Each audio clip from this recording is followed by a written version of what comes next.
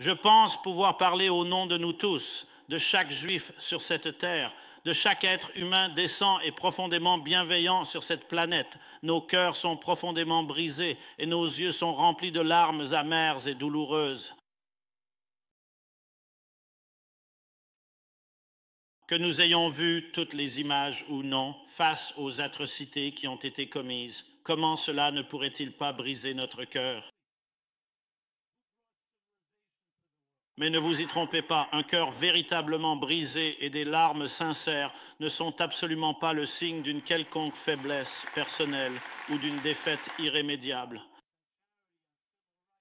Le secret de la survie juive, que personne n'a su reproduire, c'est que nous sommes un peuple éternel présent depuis 3800 ans, une chaîne ininterrompue, parce que face à tous les ennemis possibles, nous avons su regarder l'ennemi droit dans les yeux, dans l'obscurité de l'abîme.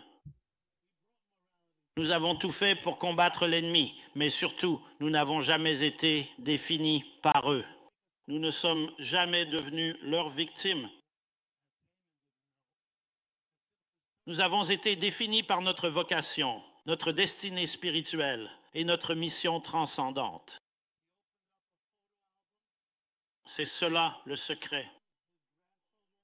Hamas, tout comme Haman, il y a des milliers d'années, dans l'histoire de Purim, a commis une grave erreur le jour où ils ont choisi de nous attaquer. Ils pensaient que pendant Simat Torah, nous étions vulnérables, pas prêts, en train de faire la fête, peu importe. Ils étaient loin de se douter, tout comme Haman ne le savait pas, que Simat Torah est en réalité la célébration de l'indestructibilité juive.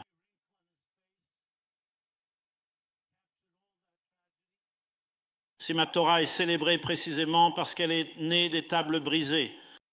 Le mur occidental brisé a donné naissance à l'espoir éternel que nous, les Juifs, incarnons. Donc, même si nous ne voulons pas de ce genre d'événements, ils nous rendent en réalité bien plus forts et plus grands. Nos larmes sont devenues les gouttes de pluie de l'histoire, engendrant chaque grande contribution. Qui a apporté la civilisation au monde? Qui a apporté la justice, la charité et les droits civiques dont tout le monde bénéficie? Remontez jusqu'à Abraham. Personne ne va nous faire la leçon sur la morale. C'est nous qui avons apporté la morale dans ce monde.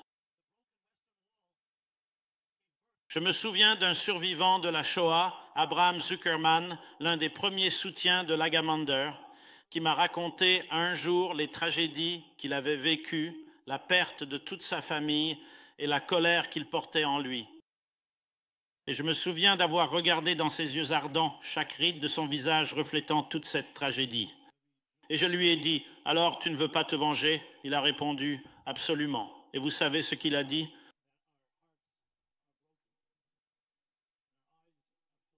Il a dit, « Voici ma vengeance. » Il a ouvert un album photo de ses enfants, de ses petits-enfants, de ses arrière-petits-enfants.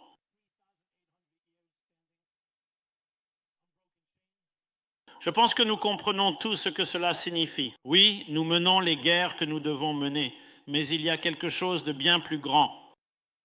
Le peuple juif est comme un sachet de thé.